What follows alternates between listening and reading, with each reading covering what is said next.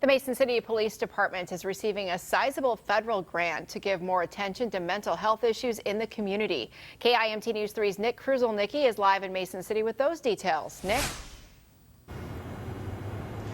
Amy, on October 1st, the federal government awarded nearly $480,000 to the Mason City Police Department. Some of that money will be used to train officers to recognize and address the mental health problems of some of the people they meet out on the street.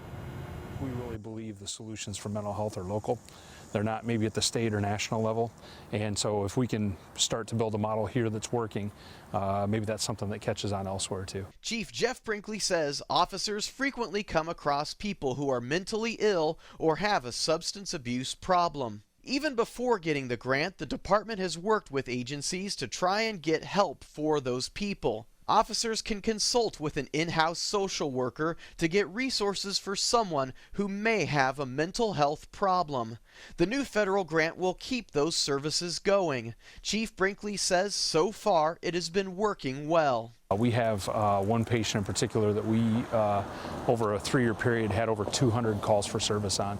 We were able to get that patient in to see a local resource, a local service provider who was able to manage her medication differently. We only had 18 contacts with her last year. Chief Brinkley says this approach saves taxpayers money in the long run. A typical call, which might have involved police, paramedics, a trip to the emergency room, can easily run over $3,000 each time. Live in Mason City, Nick Kruzelnicki, KIMT News 3. Thank you, Nick. The grant period runs until September of 2022.